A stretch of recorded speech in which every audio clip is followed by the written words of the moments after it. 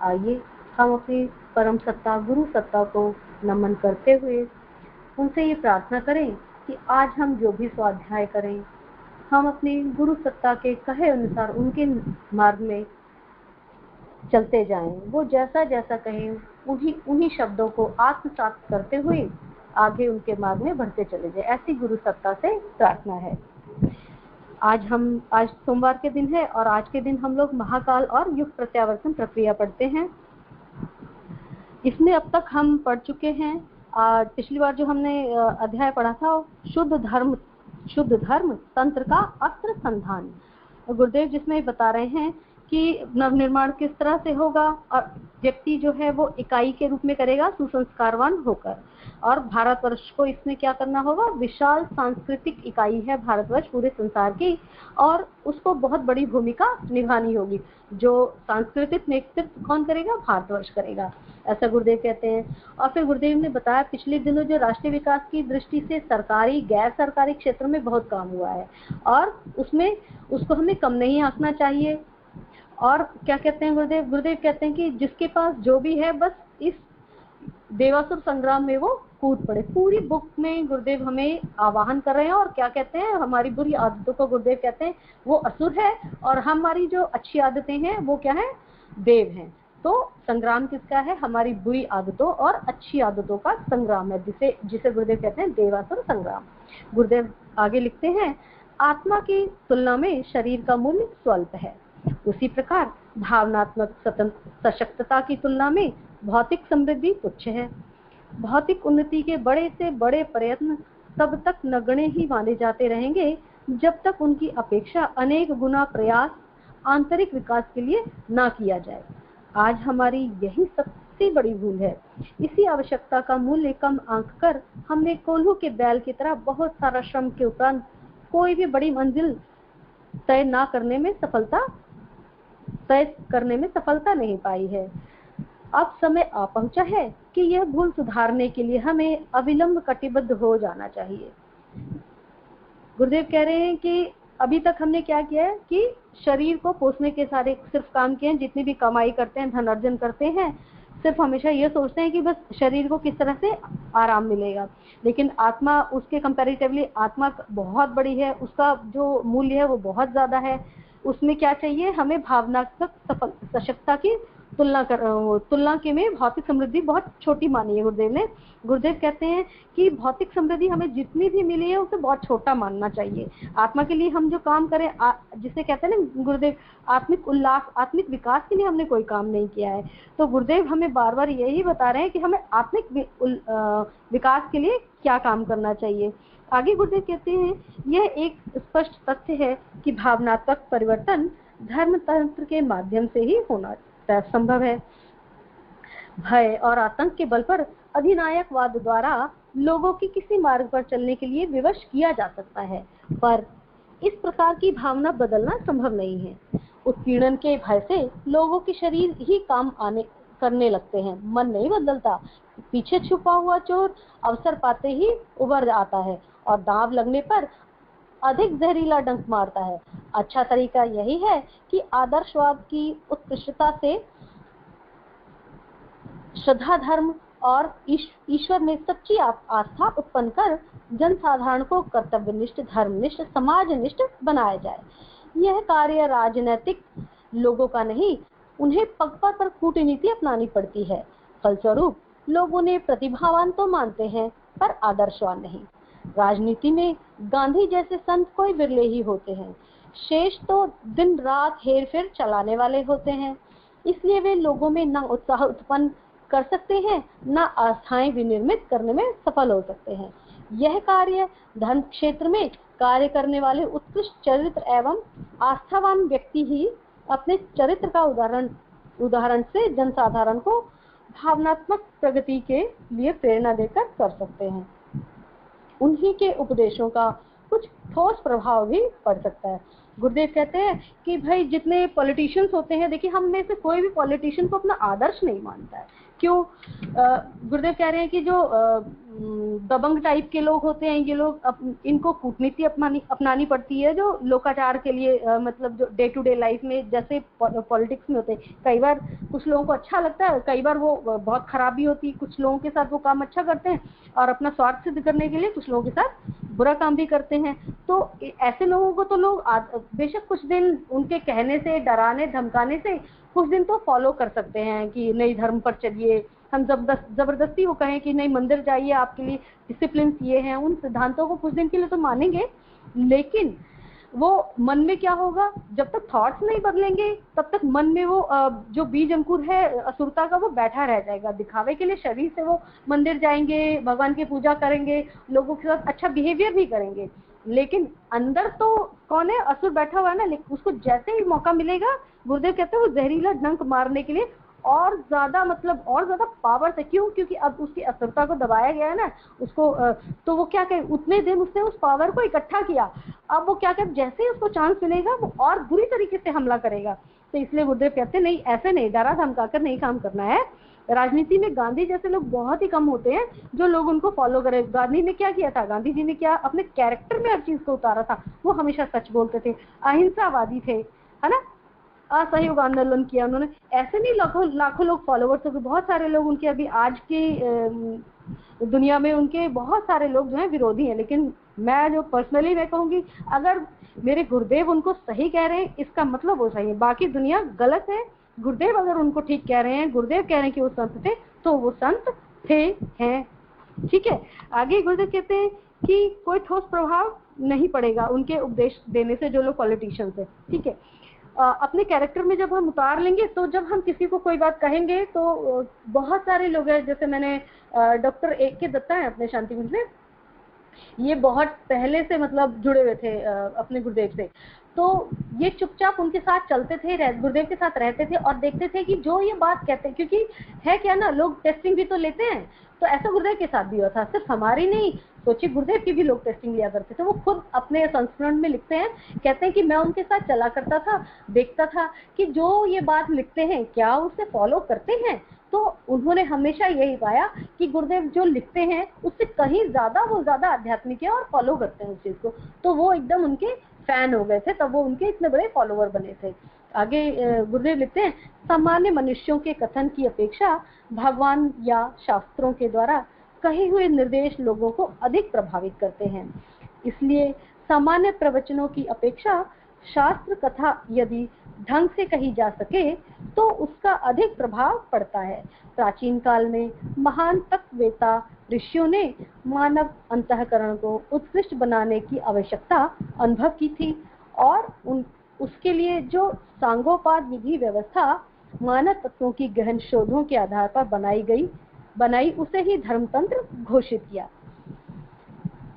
इसे आज की आडंबरपूर्ण स्थिति में उपहास भले ही माना जाता हो, पर वस्तुतः उसका मूल स्वरूप समग्र वैज्ञानिक तथ्यों के आधार पर विनिर्मित है। इसका अवलंबन लेकर मनुष्य भीतरी दृष्टि से इतना समर्थ एवं सुविकसित हो सकता है कि बाह्य समृद्धि उसके पीछे पीछे भागती फिरे।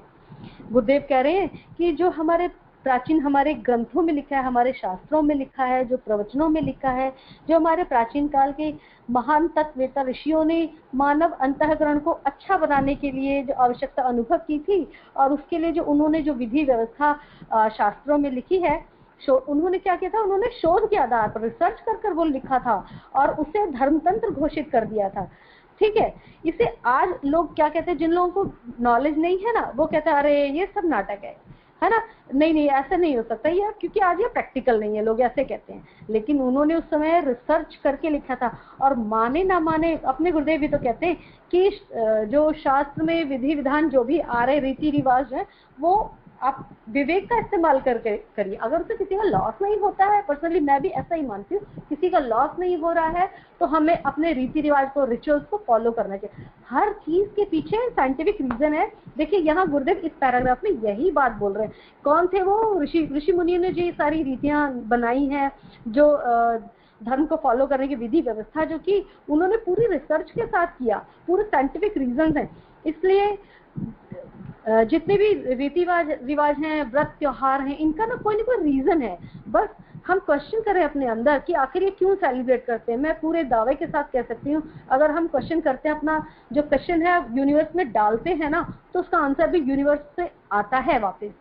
बाहर तर्क करने की जरूरत नहीं है, आप सिर्फ अपने अंदर ही करिए तक। इसी को अंतःकरण की टॉकिंग कहते हैं। जो अंदर हम बात करते हैं ना, अंदर हम बात करें तो देखिए हमें जो आंसर है वो भी अंदर से ही मिलेंगे। जो भी आप पूजा पाठ कर रहे हैं, जो भी कुछ कर रहे हैं, एक बार सोचिए, सिर्फ तर्क दीजिए अपने अंदर कि क्यों कर रहे हैं। इससे लोग फायदा कहते हैं ना, हाँ भाई ठीक है, फायदा ही समझकर हम पूछे, लेकिन हम जो भी कार्य करें उसके लिए लॉजिकली जरूर पूछे। ऐसे देखिए पूरे पैराग्राफ में गुरुदेव यही हमें बता रहे हैं कि सब कुछ रीजनेबल है, बस आपकी सोच की एक जरूरत है। आप थॉट अपना स्टार्ट करिए ऐसा करने के लिए। आगे गुरुदेव कह रहे हैं, आज की राष्ट्रीय विपन्न परिस्थितियों में हमें यही करना होगा। भावनात्मक उत्कृष्टता की अभिवृद्धि के लिए धर्म तंत्र का सहारा लेना होगा, ताकि जनमानस के गहन अंतराल को कोमल स्पर्श करके उसकी प्रसुप्त देवत्व को जागृत किया जा सके। इसी प्रकार से हमारी अगणित कठिनाइयों की अंधियारी दूर हो सकेगी। मनुष्य भीतर से महान बनेगा तो बाहर से भी उसके समृद्धि एवं शक्ति असीम होकर रहेगी। गुरुदेव कह रहे हैं, अगर हम अंदर से स्ट्रांग हो गए, है ना, हमारी आत्मा अगर स्ट्रांग हो गई तो क्या होगा, तो बाहर से भी हम लोग स्ट्रांग हो जाएंगे। ऐसा करें, जब हम गायत्री मंत्र जपते हैं तो कहा जाता है कि ये हम सूर्य जो है उनकी आत्मा की उपासना कर रहे हैं। सविता देवता सूर्य की आत्मा है ना, माँ गायत्री की हम उपासना करें। गायत्री माता क्या करते हैं, हमारे अंतःकरण को शुद्ध करती है, और हमारे जितने कषाय कलमश है उनको पहले क्या करती है, हमारे जो अंदर पिछले संस्कार हैं, जिसको हम कहते हैं ना, हमारी पात्रता को डेवलप करती है, पहले उसको मांझती है, साफ करती है। जब हम गायत्री जब कर रहे हैं तो वो हम क्या कह रहे हैं, माता से हम कह रहे हैं ना, माँ हमको जो आपके अंदर गुण है वो हमें देना। तो कहा जाता है ना कि कभी भी जो माँ है अपने बच्चे को गंदे बर्तन में खाना नहीं देती। माँ अगर जब उसको खीर परोसेगी, माँ ने खीर बनाई है, खीर परोसेगी तो क्या करेगी, बच्चे का जो गंदा बर्तन है पहले उसको बच्चे से सफाई करेगी, है ना, फिर उसमें खीर डालेगी। जैसे बच्चा छोटा बच्चा होता है, अगर वो पॉटी कर दे तो क्या करते हैं, कौन साफ करता है, माँ साफ करती है ना। वही बच्चा पॉटी किया हुआ बच्चा, पिता क्या करता है, पिता हाथ में लेता है और वो माँ को दे देता, नहीं भाई मैं ऐसे गोदी नहीं लूंगा, पहले आप इसे साफ करते रहिए। तो माँ क्या करती है, बच्चा कितना भी गंदा है लेकिन माँ उसे स्नेह पूर्वक लेती है और धुलाई सफाई करती है, अच्छे से कपड़े पहनाती है, राजा बेटा बनाकर तब उसे पिता को दे देती है ना। तो माँ गायत्री यही करती हैं, जो हमारे अंतःकरण में अशुद्धियां हैं उनको साफ करके और फिर उनमें अच्छाइयां डालती हैं, लेकिन पहले हमारी पात्रता को डेवलप करती है। तो गुरुदेव यही कह रहे हैं कि हम जब अंतःकरण से शुद्ध हो जाएंगे तो हमारी जो भौतिक, हमारी जो शरीर में और शारीरिक ताकत भी बढ़ जाएगी। ऐसा जब मन चंगा तो कठौती में गंगा, ऐसे कहा जाता है ना। तो उसका अर्थ यही है कि आप अपना अंतःकरण शुद्ध करें तो जो जितनी शुद्धता है, जो गंगा जी हम बाहर ढूंढने जा रहे हैं, वो गंगा जी हमें अंदर ही मिल जाएंगी और हम स्ट्रांग हो जाएंगे, हमारे रोग दोष भी दूर हो जाएंगे अगर हम अपना अंतःकरण शुद्ध कर लेंगे। आगे गुरुदेव लिखते हैं, हम राजनीति के चकाचौंध को देखते हैं और उसी के आधार पर समस्याओं को हल करने की बात सोचते हैं। धर्मतंत्र की शक्ति और संभावना से हम एक प्रकार से अपरिचित जैसे हो चले हैं। बेशक राजनीति की तरह धर्मनीति में भी भारी विकृतियां और भ्रष्टताएं घुस पड़ी हैं, उन्हें सुधारना और बदलना पड़ेगा। शुद्ध स्वरूप में धर्म इतना सामर्थ्यवान है कि राजनीति की सामर्थ्य उसकी तुलना में नगण्य ही ठहरती है। शासन संचालन में लगभग लाखों कर्मचारी संलग्न हैं, जबकि धर्म को आजीविका बनाकर गुजारा करने वालों की संख्या कहीं उसके दूने से भी अधिक है। जितना टैक्स सरकार वसूल करती है उससे लगभग दूना टैक्स धर्म कार्यों में खर्च होता है। तीर्थ यात्रा, पर्व स्नान, कुंभ जैसे धार्मिक मेले, यज्ञ सम्मेलन, कथा वार्ता, मंदिर मठ, साधुओं की जमातें, धर्मानुष्ठानों के अवसरों पर किए जाने वाले दान, पूजा उपकरण, धर्म ग्रंथ, प्रतिमाएं आदि सब मिलाकर धर्म के नाम पर जितना प्रचुर मात्रा में खुशी खुशी धन खर्च करती है, जब आवाहन, संयम आदि के लिए लोग कष्ट भी सहते हैं। धर्म प्रयोजनों के लिए मंदिर आदि की इतनी अधिक इमारतें बनी हुई हैं जो सरकारी इमारतों से किसी प्रकार कम नहीं है। धर्म प्रयोजनों में जनता की श्रद्धा भी कम नहीं है। समय आने पर वह उसके लिए बहुत कुछ त्याग करने को भी तैयार हो जाती है। देखिए गुरुदेव कह रहे हैं, अब यहाँ राजनीति और धर्म तंत्र को कंपेयर कर रहे हैं गुरुदेव। गुरुदेव कह रहे हैं कि हम पॉलिटिक्स की चकाचौंध देखकर तो जो बहुत मतलब हमें बड़ा सुख एक्चुअली लोग जाते इसीलिए हैं पॉलिटिक्स में कि बहुत एक हॉट सीट की तरह हमें एक हॉट सीट मिल जाएगी, हमारे पास पावर होगी, पैसा होगा। तो जिसके पास आज की दुनिया में पावर है, पैसा है, फिजिकल वर्ल्ड में उसके पास सब कुछ है ना। लेकिन आध्यात्मिक दुनिया में ऐसा नहीं है, अध्यात्म में ऐसा नहीं है। वहां पर क्या है, वहां पर धर्म तंत्र की शक्ति चल रही है। और सरकारी रूप से देखा जाए तो जो सरकार है वो पैसा जीवन आजीविका चलाने के लिए, शासन चलाने के लिए बहुत भारी पैसा लगता है, लाखों कर्मचारी उसमें काम करते हैं। ठीक उसी तरह धर्म को आजीविका बनाकर गुजारा करने वालों की भी संख्या उससे भी ज्यादा है ना। गुरुदेव क्या कह रहे हैं, जैसे राजनीति को आज लोगों ने अपना करियर मान लिया है और उससे अपना वो एज ए प्रोफेशन यूज करते हैं। पहले क्या था, इसे सामाजिक कार्य माना जाता था कि नहीं हम समाज सुधार के लिए नेता बन रहे हैं या राजनीति में जा रहे हैं। लेकिन अभी क्या है, अभी पर्सनल यूज के लिए हमें लोग क्या करने लगे हैं, लोग एज ए करियर यूज करते हैं राजनीति को। और एज अ करियर अब धर्म भी चल पड़ा है। देखते हैं आप जगह जगह कथावाचक देखते हैं, है ना, जिनकी पर्सनल लाइफ चाहे जैसी हो लेकिन वो कथावाचक बने हुए हैं। और कुछ लोगों ने तो बहुत बदनामी भी करवाई है धर्म के नाम पर। नाम तो नहीं लेना चाहूंगी मैं। गुरुदेव कह रहे हैं कि तीर्थ यात्रा, धर्म पर्व स्नान, इन सब पर हमारे यहाँ बहुत पैसा खर्च किया जाए, धार्मिक मेले आयोजन किए जाए। आप कभी देखिए जैसे 1008 चंडी यज्ञ वगैरह होते हैं, उनमें कितना खर्च होता है ना, बड़े वैभवशाली यज्ञ होते हैं वो, है ना। लेकिन उसमें हम क्या ले रहे हैं, कोई हम उससे वो ले रहे हैं, आइडियोलॉजी ले रहे हैं, कुछ आदर्श मिल रहे हैं हमें उससे, क्या हम उसे फॉलो कर रहे हैं? नहीं, हम सिर्फ कर्मकांड तक ही सीमित रहकर छोड़ देते हैं उनको। इसमें जनता के अंदर तो श्रद्धा है ना, खुशी खूब सारे पैसे निकाल कर देती है। अभी देखिए जब कोरोना आया तो प्रधानमंत्री के आह्वान करने पर लोगों ने करोड़ों दान किया पीएम फंड के लिए, है ना। तो किसी के पास भावना श्रद्धा की जनता में कभी नहीं। बस कमी क्या है कि हम उन्हें सही राह पर, सही समय पर सही लोग नहीं मिल पाते हैं जो उस भावना को स्ट्रांगली आगे बढ़ाए। तो हमें क्या करना है, गुरुदेव कह रहे हैं कि ढेरों इमारतें बन गई हैं। जैसे सरकारी इमारतें होती हैं, ढेरों इमारतें बनी हुई हैं, ऐसे ही मंदिरों की भी बहुत सारी इमारतें। अभी देखिए कितने सारे हमारे मंदिर हैं, जैसे वो पद्मनाभ मंदिर है और तिरुपति बालाजी है, कितना पैसा है वहां पर, है ना, बहुत सारा पैसा है। लेकिन हम उसको सही प्रयोजन में यूज नहीं कर रहे। वैसे एक सर्वे हुआ था, किसी यूएस के ग्रुप ने एक सर्वे किया था, उन्होंने ये बताया था कि भारत में सरकार के साथ साथ धार्मिक व्यवस्था बहुत बड़ी है, जो यहाँ इस देश को चलाने में इस व्यवस्था का भी पैरेलल वर्क है कि यहाँ के समाज को, यहाँ की जनता को सरकार तो अपने लेवल पर कर ही रही है, लेकिन ऐसे जो संस्थान है, धार्मिक संस्थान, वो लोग समाज को चलाने में बहुत बड़ी क्या कहते हैं, अपनी भूमिका निभा रहे हैं। ऐसा मैंने उस सर्वे में पढ़ा था। तो और गुरुदेव भी इसके अंदर यही लिख रहे हैं। तो आजकल के जो सर्वे हो रहे हैं, अब गुरुदेव ने सर्वे पता नहीं कितने सालों पहले कर लिया था। आगे गुरुदेव लिखते हैं, सच तो यह है कि हमने स्वाधीनता संग्राम भी धर्म के नाम पर लड़ा है। महात्मा गांधी के नाम के साथ महात्मा शब्द ना होता तो संभवतः उन्हें इतना जन सहयोग ना मिल सका होता।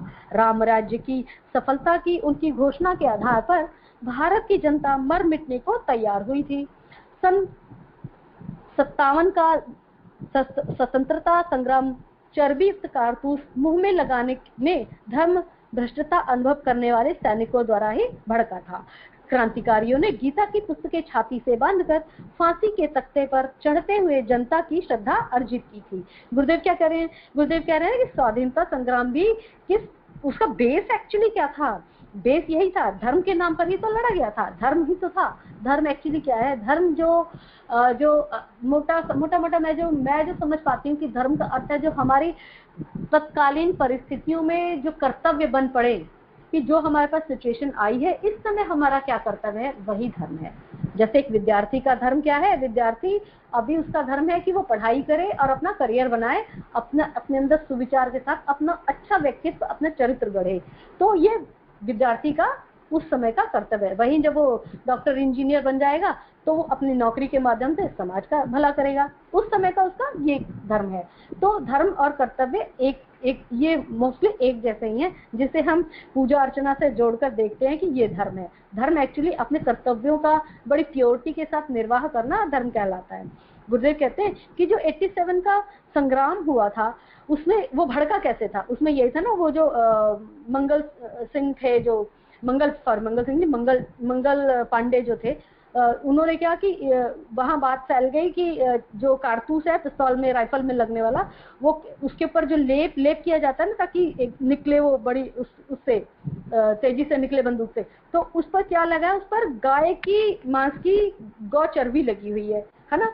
तो उन्होंने कहा हम जब इसको दांत से खींचते हैं तो मुंह में खींचेंगे तो हमारे मुंह में क्या जाएगा, गाय की चर्बी जाएगी, तो इससे हमारा धर्म भ्रष्ट होता है। और सिपाही सारे भड़क गए, सैनिक सारे भड़क गए, और उसका परिणाम क्या हुआ, एक स्वतंत्रता संग्राम जो फर्स्ट वन कहते हैं ना कि 1857 में हुआ था, वो भड़क गया था।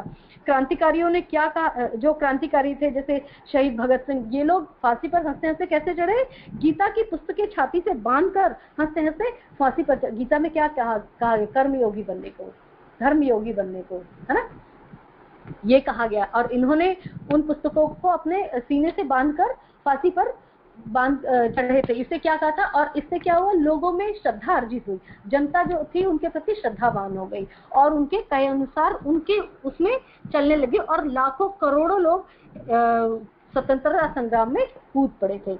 आगे गुरुदेव कहते हैं, बेशक आज धर्मतंत्र बुरी तरह से विकृत बना लुंज-पुंज पड़ा है और अपनी उपयोगिता खो बैठा है, फिर भी यह संभावना पूरी तरह विद्यमान है कि यदि उसे सुव्यवस्थित बनाया जा सके और प्रबुद्ध व्यक्तियों द्वारा नव निर्माण के प्रयोजनों में प्रयुक्त किया जा सके तो इसका परिणाम आशाजनक सफलता ही होगा। इतिहास बताता है कि धर्मतंत्र सृष्टि के आदि से अब तक कितना शक्तिशाली रहा है। उसने सदा से राजतंत्र पर नियंत्रण करने की अपनी वरिष्ठता को कायम रखा है। समय बताएगा कि उसी के द्वारा मानव जाति की आत्यंतिक समस्याओं का समाधान होगा। राजनीति को कितनी ही प्रमुखता क्यों न मिली हो, उसकी महत्ता के अनुरूप प्रतिष्ठा मिलने वाली ही है। कारण स्पष्ट है, मानव जाति की भौतिक आवश्यकताएं, समस्याएं स्वल्प हैं, उन्हें बुद्धिमान मानव प्राणी आसानी से हल कर सकता है। जिस विभीषिका ने अगणित गुत्थियां उलझा रखी हैं, वह भावनात्मक विकृति ही है। मनुष्य का आंतरिक स्तर गिर जाने से उसने पशु एवं पिशाच वृत्ति अपना रखी है। इसी से पग पग पर कलह और कलेश के आडंबर खड़े दिखाई पड़ते हैं।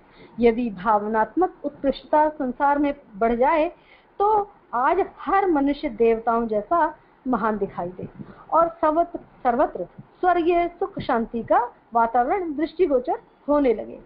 समस्त रोगों का निदान एक ही है, समस्त समस्याओं का हल एक ही है। गुरुदेव क्या कह रहे हैं इस पैराग्राफ में, गुरुदेव कह रहे हैं कि आज के समय में जो हमारा धर्मतंत्र है वो क्या है, लुंज पुंज स्थिति में पड़ा हुआ है और अपनी उपयोगिता खो बैठा है। फिर भी उम्मीद पर दुनिया काम है, फिर भी गुरुदेव कहते हैं संभावना पूरी तरह से विद्यमान है, इसे हम सुव्यवस्थित बना सकते हैं। गुरुदेव देखिए बोल रहे हैं, आशा दे रहे हैं हमें, जो प्रबुद्ध व्यक्ति हैं, जो इंटेलिजेंट लोग हैं, उनके द्वारा नव निर्माण किया जा सकता है। इसका आशाजनक लाभ होगा, आशाजनक सफलता मिलेगी। गुरुदेव कहते हैं इतिहास बताता है कि धर्म सृष्टि आदिकाल से कितना शक्तिशाली रहा है। धर्मतंत्र जो है सृष्टि के आदिकाल से ही बहुत शक्तिशाली रहा है और सदा से राजतंत्र पर नियंत्रण करके अपनी वरिष्ठता को कायम किया। गुरु वशिष्ठ है ना, यहाँ एग्जाम्पल लेते हैं। गुरु वशिष्ठ ने भगवान राम को, राजा दशरथ को उनके कुलगुरु थे, तो वो बताते रहते थे। समय समय पर पहले ऐसे होता था कि राज करने के लिए राजगुरु हुआ करते थे। समय समय पर जनता को कैसे धर्म की शिक्षा देनी है, कैसे सुमार्ग पर चलाना है, ये शिक्षा दीक्षा हर समय गुरु जो होते थे वो दिया करते थे और जो उनको विशिष्टता प्राप्त होती थी है ना, अपने कार्य में। तो इसीलिए जो उनको एक उपाधि दी जाती थी वशिष्ठ, विशिष्ट यानी स्पेशल गुण हो जिनके अंदर, जिन्होंने स्पेशलिटी अर्जित की हो किसी उसमें, धर्म में या किसी भी चीज में, तो उन्हें विशिष्ट या उससे उसी विशिष्ट से गुरु वशिष्ठ बने हैं। ये शब्द जो आया है, जो संज्ञा आई है गुरु वशिष्ठ, ये इसी से विशिष्टता से ही वशिष्ठ बने हैं। तो वो क्या समय समय पर हमारे राजगुरु हमें बताया करते थे कि राजकाज कैसे चलाया जाना चाहिए। तो इसीलिए राम राज्य के समय में इसीलिए राम राज्य की जो है स्थापना करने की बात की जाती है। राम राज्य क्या है? भगवान राम क्या है? भगवान राम है, मैंने पहले भी कई बार कहा है, भगवान राम सब प्रवृत्तियों का समुच्चय है ना। तो उसके राज में क्या होगा? उनके सब बुद्धि के राज में क्या होगा? सब कुछ अच्छा ही अच्छा चलेगा ना। तो क्या, जब सद्बुद्धि होगी तो देवत्व का जागरण होगा, ऐसा कह रहे हैं गुरुदेव। और गुरुदेव पूरे पैराग्राफ में ये बताने की कोशिश करें कि अगर धर्म अपने खुद सही मार्ग पर चल पड़े तो राजतंत्र को कंट्रोल करना कोई बहुत बड़ी सी बात नहीं है। सारे रोगों का निवारण हो जाएगा। समाज में जितने भी रोग दोष फैले हुए हैं, बुद्धि के, मन के, शरीर के, सब दूर हो जाएंगे, ऐसा गुरुदेव कहते हैं। आगे गुरुदेव लिखते हैं, हमें जड़ तक पहुंचना होगा और उसी को सींचना होगा।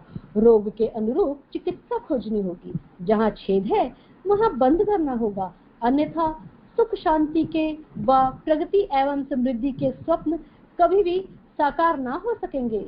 बालू के महल रोज बनते बिगड़ते रहेंगे, पर उनसे प्रयोजन का कुछ भी सिद्ध ना होगा। भारत के पुनरुत्थान में निश्चित रूप से धर्म को ही महत्वपूर्ण भूमिका प्रस्तुत करनी पड़ेगी, क्योंकि जनसाधारण की प्रस्तुत आंतरिक सत प्रवृत्तियों को इसी आधार पर जगाया जा सकना संभव होगा। जितनी जल्दी इस तथ्य को हम हृदयंगम कर लें उतना ही उत्तम है। गुरुदेव कहते हैं इस पैराग्राफ में, कह रहे हैं गुरुदेव कि जैसा रोग है उसी के अनुसार चिकित्सा खोजनी होती है ना।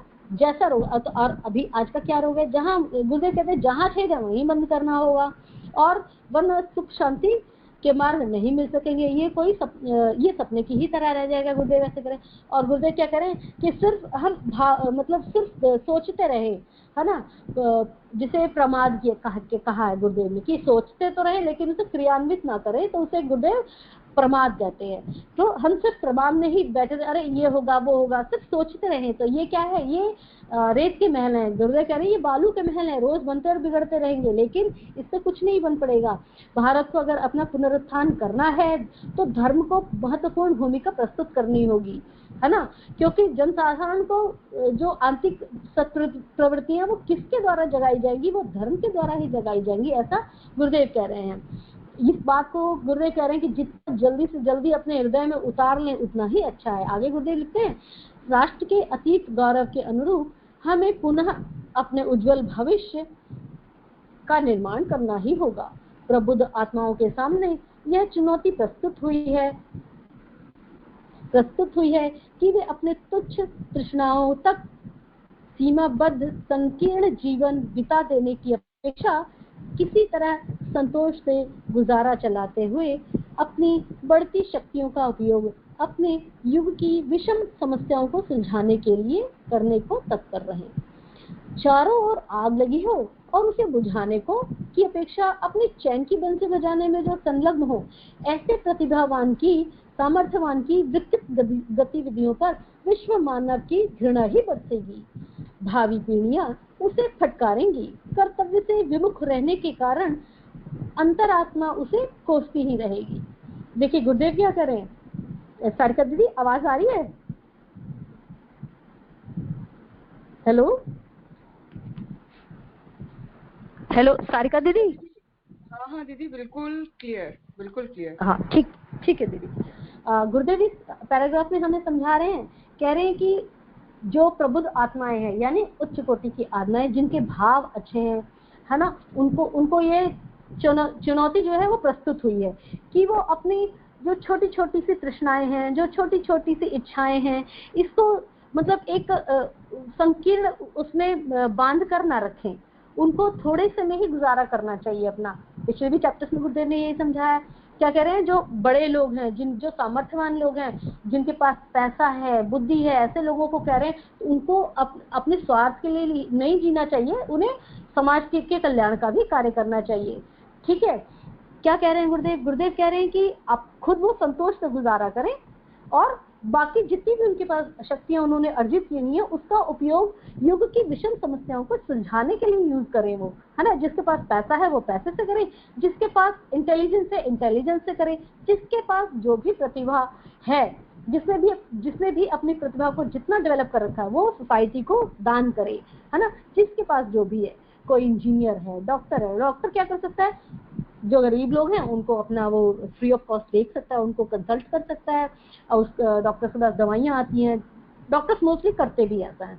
इंजीनियर्स हैं तो वो ये देखें कि मैं जब ऑफिस के बाद मेरे पास बाकी का जो समय बचता है तो मैं अपनी जनता के लिए क्या इन्वेंशन कर सकता हूँ, ऐसा कर सकते हैं। जो साइंटिस्ट हैं वो लोग, और जो लोग गायक हैं, जैसे अभी हमारा जो समाज है आजकल का, वो ज्यादातर पिछले जो मैं देखती हूँ 40s के दशक से मैं देख रही हूँ, 40 के दशक से जब से फिल्में बनना शुरू हुई, जो पहले फिल्में बनती थी वो क्या फिल्में बनती थी, वो सोसाइटी, वो भी तो एक इंटेलिजेंस ही है ना। हम आपसे जाकर फिल्में नहीं बना रहे हैं, उनके अंदर भी तो ये इंटेलिजेंस ही है कि जाकर वो फिल्में बनाते हैं, स्टोरीज क्रिएट कर लेते हैं, है ना। सारी इतनी कितना सारा काम होता है, एक फिल्म, एक सिनेमा, एक चलचित्र बनाने में कितना सारा काम होता है, एक मूवी बनाने में। उनके पास ये इंटेलिजेंस के थ्रू ही तो कर रहे हैं, लेकिन उससे वो क्या मैसेज दे रहे हैं सोसाइटी को, उनको ये ध्यान देना चाहिए।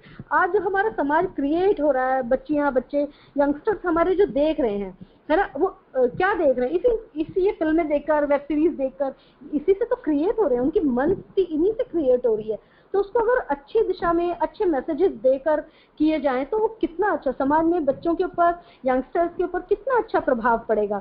जैसे कि अभी मैं पिछले दिनों जब कोविड हुआ था और लॉकडाउन चला था तो पूरे टीवी पर क्या टेलीकास्ट होने शुरू हो गया था, रामायण, महाभारत, पुराने ये ऐसे रिलीजियस प्रोग्राम फोरकास्ट होने शुरू हो गए थे, टेलीकास्ट होने शुरू हो गए थे। तो मैंने कुछ बच्चों को ऐसे देखा, और जिन्होंने, जैसे हमारी जनरेशन ने तो रामायण महाभारत पढ़ी है, देखी है ना, तो हम लोगों को तो मालूम है।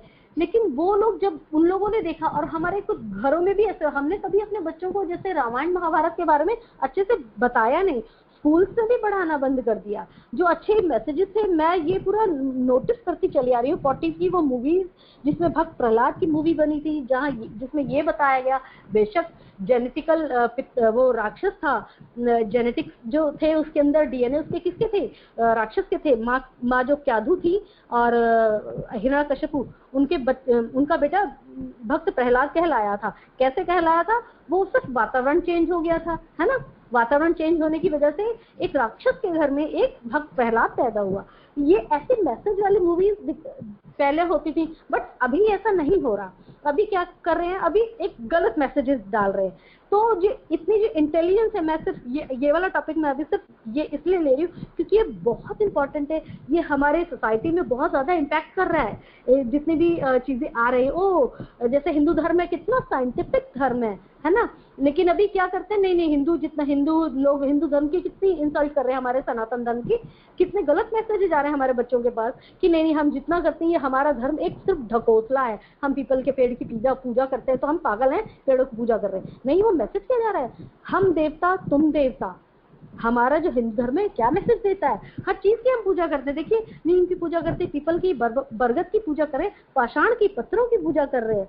मैसेज इससे सिर्फ एक ही जा रहा है, मैसेज ये जाती है, हमारा हिंदू धर्म मैसेज ये देता है, सनातन धर्म, कि हम भी देवता है, तुम भी देवता है, तुम भी देवता हो, तुम भी दे रहे, देवता यानी देने वाला, दोनों एक दूसरे को दे रहे हैं और अच्छा उसका यूज कर रहे हैं और एक दूसरे को रिस्पेक्ट दे रहे हैं। यही तो थॉट चेंज करना है गुरुदेव, यही तो कहना चाहते हैं कि सभी देवता हैं, देवता ही तो है हम लोग। लेकिन हम क्या कर रहे हैं, अभी गलत मैसेजेस देकर वो जो इंटेलिजेंस है हमारी, उसका हम दुरुपयोग कर रहे हैं। अभी देखिए कितना टेक्निकली, जैसे मोबाइल है, कितना सारा इंटरनेट है, कितनी सारी हमारे पास टेक्नोलॉजी है ना, तो इसका हम अलग अलग लोग अलग अलग तरह से उसी टेक्नोलॉजी को यूज कर रहे हैं। वही देखिए डॉक्टर एपीजे कलाम थे, उन्होंने टेक्नोलॉजी को कैसे यूज किया, है ना, कैसे यूज किया, महामानव कहलाए, वो मिसाइल मैन कहते हैं हम लोग उनको। वो कौन है, एक ऋषि हैं, संत हैं, साइंटिस्ट हैं। हमारे ऋषि मुनि क्या होते थे, साइंटिस्ट ही तो होते थे ना, हम अपने ऋषि मुनियों को साइंटिस्ट ही तो बोलते हैं। तो वो एक कितने महान संत थे जिन्होंने अपना पूरा जीवन, अगर उनका बायोग्राफी पढ़ें तो उनका कितने सिंपल मैन थे और अपना पूरा जीवन समाज को दिया। और कहते हैं ना, जो हर इंसान चाहता है कि मैं काम करते करते ही मरूं, तो उनके साथ तो पूरा वही हुआ। वो लेक्चर देते देते ही इस दुनिया से गए, है ना। मैं सिर्फ अभी बात ये इस जो पैराग्राफ है इसमें गुरुदेव कह रहे थे कि जितना प्रबुद्ध वर्ग है, इंटेलिजेंट लोग हैं, जिनके पास रुपया पैसा है, जो भी चीज है उनके पास, समाज के भलाई में, कल्याण में लगाए। ये चीज पर हम बात कर रहे थे, गुरुदेव इस पर बात कर रहे थे। अभी आगे गुरुदेव कहते हैं, हम सौभाग्य या दुर्भाग्य से अग्नि परीक्षा के युग में पैदा हुए हैं, इसलिए सामान्य काल की अपेक्षा हमारे सामने उत्तरदायित्व भी अत्यधिक है, अतएव उपेक्षा करने का दंड भी अधिक है। संकट काल के कर्तव्य और उत्तरदायित्व, प्रतिबंध एवं दंड विधान भी विशेष होते हैं। आज वैसी ही स्थिति है। मानव जाति अपनी दुर्बुद्धि से ऐसे दलदल में फंस गई है जिसमें से बाहर निकलना उसके लिए कठिन हो रहा है। मर्मांत पीड़ा से उसे करुण क्रदन करना पड़ रहा है।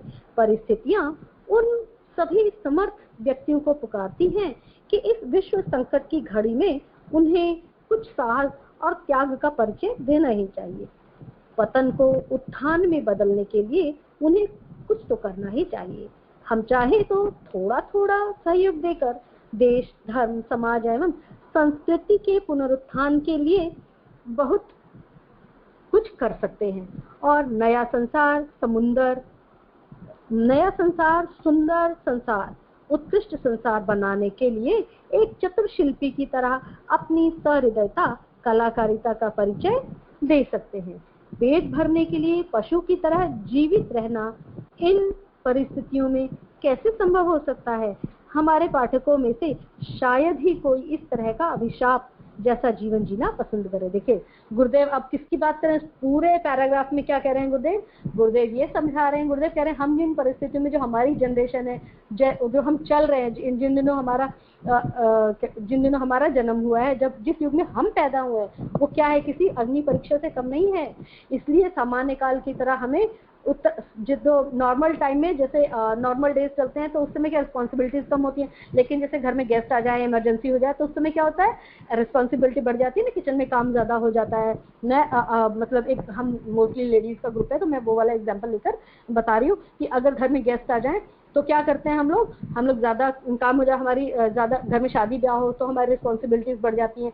तो या अब घर में आग लग जाए तो नहीं बोलूंगी, आज तो कहीं कुछ ऐसा हो जाए, आग लग जाए या कोई बीमार हो जाए, तो उस समय हम क्या करेंगे? क्या अपने घर में बैठकर टीवी देखेंगे? नहीं, हम अपनी गाड़ी निकालेंगे। अगर हमारा पड़ोसी बीमार है तो हम उसे गाड़ी में डालकर हॉस्पिटल लेकर जाएंगे। किसी का रास्ते में जा रहे हैं, एक्सीडेंट हो गया है, तो हम क्या करेंगे? हम अपना नॉर्मल काम छोड़कर पहले उसको हॉस्पिटलाइज करेंगे। तो क्या कह रहे हैं गुरुदेव कि इसके लिए हमें तैयार रहना चाहिए, हमारी ये इमरजेंसी की ड्यूटीज है।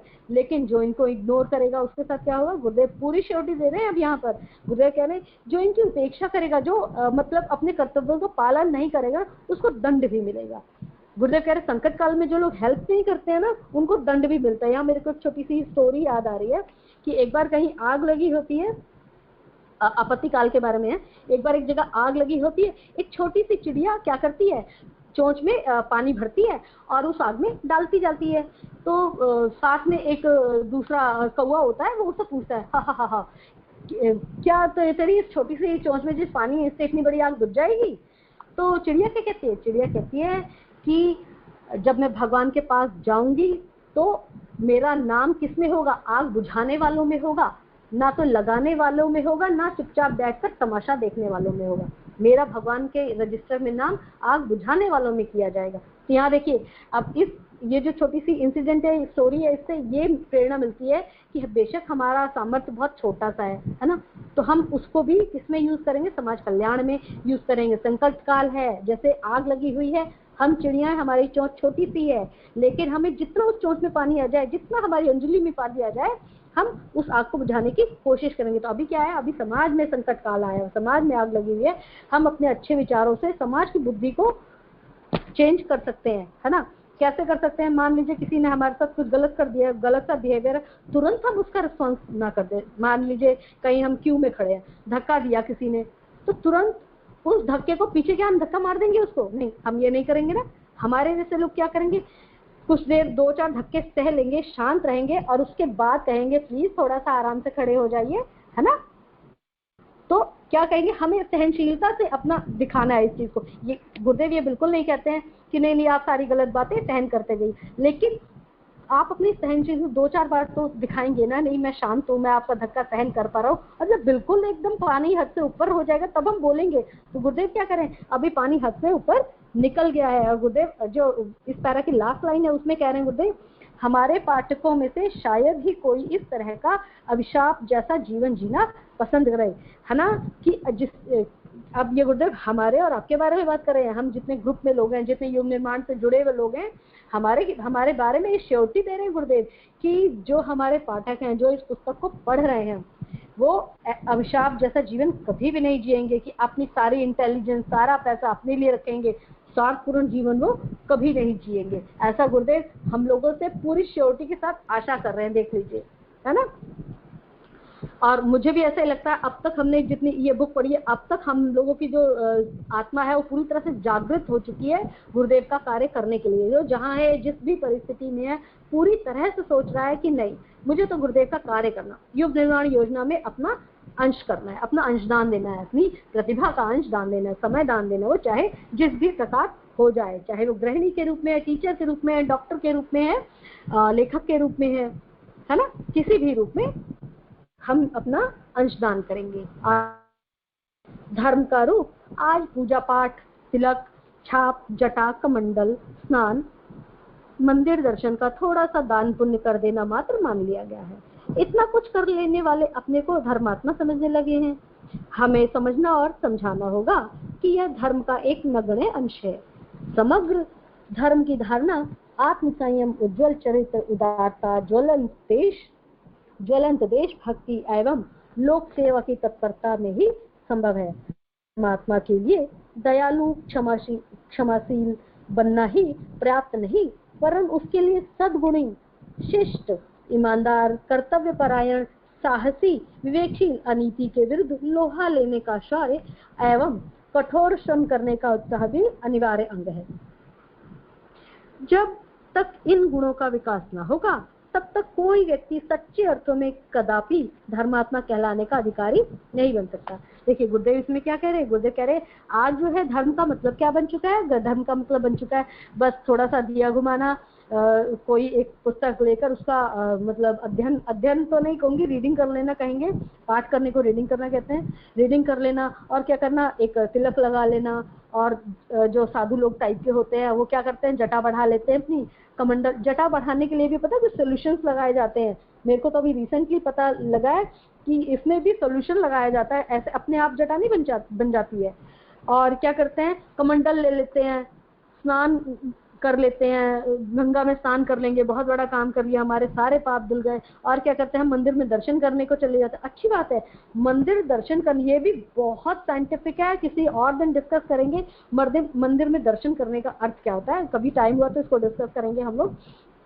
और क्या करते हैं हम लोग, थोड़ा सा दान पुण्य कर देते हैं, किसी भूखे को खाना खिला दिया और हमने कहा आज हमने बहुत बड़े धर्मात्मा, हमने इतना धर्म का काम कर लिया, इससे तो स्वर्ग की प्राप्ति हो जाएगी। हम लोग ऐसा करने लगते हैं और अपने आप को क्या समझते हैं, हम बहुत बड़ा धर्मात्मा समझने लगे हैं। लेकिन इसका गुरुदेव कहते हैं ये तो इस अनकाउंटेबल है, ये धर्म के मार्ग में ये कोई चीज नहीं है, इसकी कोई गिनती नहीं है इन सब चीजों की। धर्म में धर्म क्या है, धर्म गुरुदेव बता रहे हैं धर्म क्या है, धारणा, अच्छी चीजों की धारण करना अपने अंदर, अपने परमात्मा के गुणों को धारण करना, धारणा। आत्म संयम को धारण करें हम, हाँ, सेल्फ कंट्रोल हो हमारे अंदर, उज्जवल चरित्र, हमारा कैरेक्टर ऐसा हो, हमारा बिहेवियर ऐसा हो कि लोग देखते रह जाएं और उसको फॉलो करना चाहें। वैसे तो आज लोग बुरे चीजों को बहुत फॉलो करते हैं, लेकिन मैं बहुत पॉजिटिव बोल रही हूँ, उज्जवल वर्ड यूज किया है यहाँ गुरुदेव ने, जिसे भगवान राम का कैरेक्टर था, लोग फॉलो करने की कोशिश कर, लेकिन हमने क्या कर दिया, अभी कलयुग में बहुत ईजी है, भगवान को उठा के मंदिर में बंद कर दिया और बस उनकी आरती उतार दी, बस हो गया सारा धर्म कर्म का काम। आगे गुरुदेव कहते हैं उदारता, उदारता समझ रहे हैं हम लोग, जो व्यवहार भगवान ने हमारे साथ करते हैं वही वही व्यवहार हम दूसरों के साथ करें। देखिए, हम भगवान पूजा करें ना करें, भगवान का नाम ले ना ले, लेकिन हमें चीजें डे टू डे लाइफ की इजीली मिलती चली जाती है। कौन कर रहे हैं ये सब, कहाँ से आ रहा है हमारे पास? भगवान हमारे साथ उदारता बरत रहे हैं, है ना। तो जिस तरह से भगवान ने हमारे साथ उदारता बदली, दूसरों के कष्ट में हमें कष्टकारी देखकर भगवान खुश नहीं होते हैं, भगवान भी दुखी होते हैं और भगवान हमें मदद करते हैं। हम उनसे कहते हैं ना, प्लीज भगवान हमारी हेल्प करिए, भगवान हमारी मदद को आते हैं ना। तो अगर कोई कहे या ना कहे, उसको मदद की जरूरत है तो आप मदद करेंगे, उदारता कहलाएगी। ज्वलंत देशभक्ति, आगे गुरुदेव कहते हैं ज्वलंत देशभक्ति, अपने देश के प्रति समर्पित हो, है ना। कि मैंने बहुत जगह देखा है कि लोग अपने बच्चे को ना कोर्स में नहीं भेजना चाहते हैं, है ना। क्यों नहीं भेजना चाहते हैं? नहीं, हमारा अकेला बेटा है, हमें कोर्स में नहीं भेजना। वहाँ जिसके पास, अभी तो आजकल सभी के पास अकेले बच्चे हैं, कोर्स में नहीं भेजना है उनको। लेकिन कोई बात नहीं, आप फोर्स में नहीं भेजे तो आपका बच्चा जहां पर भी है एटलीस्ट देशभक्ति तो हो। ये नहीं कि सिर्फ तिरंगा झंडा 15 अगस्त के दिन फहरा लिया वही देशभक्ति है। आप देश का जितनी भी संपत्ति है उसको नुकसान ना पहुंचाएं, उसको नुकसान होने से रोके, दूसरों को ये शिक्षा दें कि हमारे देश की संपत्ति को नुकसान ना पहुंचे, समाज की संपत्ति को नुकसान ना पहुंचे। कैसे होगा? प्रकृति है, जल बह रहा है, कहीं पानी, नल चल रहा है, बहुत छोटा सा मैं एग्जांपल दूंगी, देशभक्ति कैसे व्यक्त कर सकते हैं। कहीं पानी बह रहा है और कोई बर्तन साफ कर रहा है या कुछ मतलब वेस्ट कर रहा है वो पानी, तो आप क्या करेंगे? आप जाकर उस नल को बंद करने के लिए रिक्वेस्ट करेंगे, तब तो शायद बहस हो सकती है। आप चुपचाप जाकर उस नल को बंद कर दीजिए और फिर उसको ये बता दीजिए कि नहीं, जब आपको जरूरत पड़े तब आप नल खोल लीजिए, है ना। ऐसा कर सकते हैं कि नहीं कर सकते? तो सामने वाला भी शर्मा जाएगा कि अरे नहीं, आप बस पोलाइटली इस चीज को करना है। तो ये हम क्या कर रहे हैं? देशभक्ति ही तो कर रहे हैं, अपने देश का पानी बचा रहे हैं भाई, अपनी पृथ्वी का पानी बचा रहे हैं, तो पूरी पृथ्वी की भक्ति हो रही है ये। और क्या कर रहे हैं हम? अपने क्षमाशील बनना, जो साधु संत लोग होते हैं वो क्या करते हैं? सबकी गलतियों को माफ करते जाते हैं। जैसे वो ऋषि हमने सुने थे ना कि पिछले अध्याय में एक स्टोरी ली थी मैंने कि छोटी सी, कि वो ऋषि जो बिच्छू होता है ऋषि को डंक मारता जाता है और वो ऋषि उसे माफ करते जाते हैं और क्या करते हैं? अपना कर्तव्य निभाते जाते हैं। बात तो ठीक है, क्षमा तो करना चाहिए, लेकिन सिर्फ इतना ही पर्याप्त नहीं है। उसके लिए सद्गुण, यानी ऐसे जो बिच्छू जैसे लोग हैं जिनकी प्रवृत्ति हो गई है डंक मारना, उनके अंदर सद्गुण को भी जगाना है, शिष्टता को भी जगाना है, ईमानदारी को भी जगाना है अपने अंदर भी, और वो जो सामने बिच्छू जैसे लोग हैं उनके अंदर भी। आगे गुरुदेव कहते हैं कर्तव्य परायण भी होना है। जो हमारी ड्यूटीज, हमारे परिवार के प्रति, देश के प्रति, समाज के प्रति, हमें कर्तव्य परायण बनना हो। जो भी ड्यूटीज हैं, हम अपनी ड्यूटीज को पहचाने, हमारा क्या कर्तव्य है। आगे गुरुदेव क्या कहते हैं? साहसी होना चाहिए, हमारे अंदर हिम्मत हो। कौन किस साहस की बात कर रहे हैं गुरुदेव? क्या करें गुरुदेव? जो जब माँ गायत्री का जप करते हैं तो माँ गायत्री ना ये हिम्मत देती है, क्या जो बुरा कुछ कहीं हो रहा है ना तो उसका आप विरोध करें, लेकिन भद्रता के साथ। जैसे हनुमान जी ने ब्रह्मास्त्र आया, उसका विरोध चाहते तो उनके अंदर इतनी पावर तो थी ना कि वो ब्रह्मास्त्र को भी डिस्ट्रॉय कर देते, लेकिन पूरी भद्र तरीके से वो उसमें बंद गए, है ना। क्यों बंद गए? क्योंकि उससे शालीनता नष्ट हो जाती उस ब्रह्मास्त्र की। जब मेघनाथ ने ब्रह्मास्त्र चलाया था तो वो क्या है, चुपचाप वो बंद गए थे। तो ये शिष्टता, चाहते तो डिस्ट्रॉय कर सकते थे लेकिन मान की रक्षा हो, और उन्होंने क्या कि अपने आप को उस ब्रह्मास्त्र में लिपटा लिया था, है ना। और मेघनाथ जो जिसको हरा सकते थे हनुमान जी, उसके साथ बंधे हुए चले गए थे, साहसी। तो आगे सेम एग्जांपल विवेकशीलता में भी आता है। इतने विवेकशील थे कि अगर मैं बंध जाऊंगा, अगर मैं मेघनाथ को वही मार डालते तो रावण से कैसे मिलते, है ना। उन्होंने उसमें बंद कर वो रावण के राज्यसभा में गए थे, जहां उन्होंने भगवान राम का मैसेज दिया था दूत बनकर। आगे गुरुदेव कहते हैं अनीति के विरुद्ध लोहा लेना। यहाँ पर अब अनीति के विरुद्ध लोहा भी ले रहे हैं हनुमान जी। मैं थोड़ा ये हनुमान जी का एग्जांपल, रामायण का एग्जांपल इसलिए देती हूँ, हम में से ज्यादातर लोगों ने पढ़ी है रामायण, ज्यादातर लोगों सभी को पता है ये कैरेक्टर। तो उनके कैरेक्टर एक्चुअली क्या है, क्या समाज को मैसेज देते हैं, मैं इसलिए डिफाइन करती हुई चली जाती हूँ कि इससे हमें ज्यादा इजीली समझ में आएगा भगवान राम या हनुमान जी के थ्रू। और शौर्य भी था उनमें और कठोर परिश्रम भी करते थे, है ना। ये सब क्या है? ये जो अभी गुरुदेव ये सारे गुण किसके बता रहे हैं? गुरुदेव कह रहे हैं ये भगवान होने के गुण हैं, हमें समाज को बदलने वाले गुण हैं। लोगों में क्या, हमें अपने अंदर कौन सी क्वालिटीज को जगाना है। गुरुदेव कह रहे ये जो जितनी भी अभी गुरुदेव ने क्वालिटीज बोली है ना, सद्गुण, शिष्ट, ईमानदार, कर्तव्य परायण, साहसी, कठोर श्रम करने का उत्साह, ये सब क्या है? हमारे कैरेक्टर के अंदर होना चाहिए, ये सारी क्वालिटीज हमारे कैरेक्टर में होनी चाहिए। जब तक इन गुणों का विकास नहीं होगा तब तक कोई व्यक्ति सच्चे अर्थों में कदापि धर्मात्मा कहलाने का अधिकारी नहीं बन सकता। तो किसकी क्वालिटीज बताई है गुरुदेव ने? धर्मात्मा व्यक्ति की क्वालिटीज बताई है। किन चीजों को आत्मसात करना है वो ये सब बता रहे हैं गुरुदेव। आई थिंक टाइम हो चुका है। कितना टाइम हुआ है? 52 हो गए। दीदी, सारिका दीदी, अब मैं अपने स्वाध्याय का यही समापन करूंगी। ओम शांति शांति।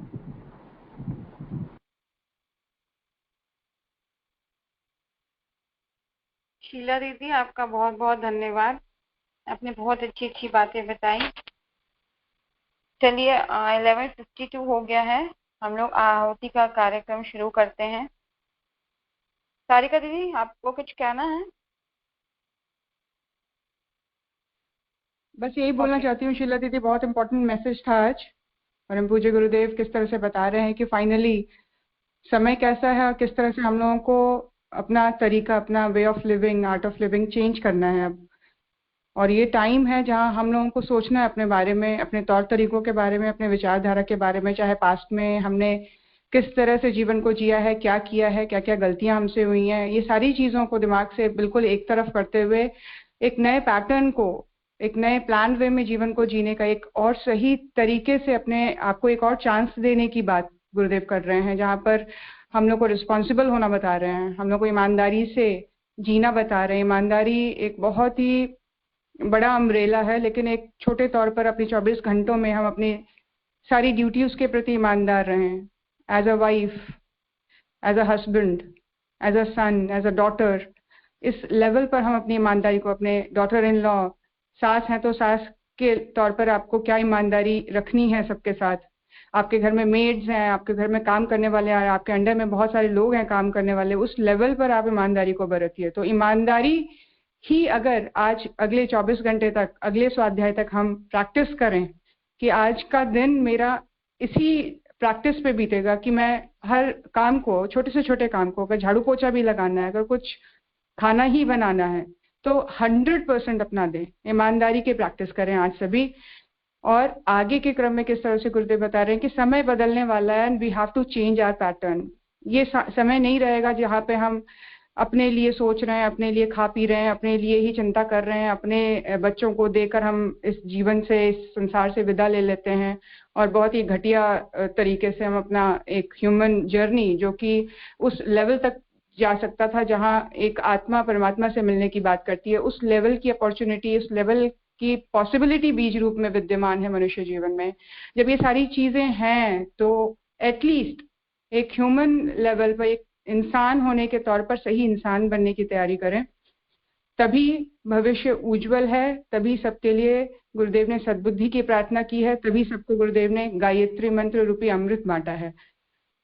बस इतना ही कहना चाहूंगी। बहुत बहुत धन्यवाद शीला दीदी। आगे मीकू को रिक्वेस्ट करूंगी कि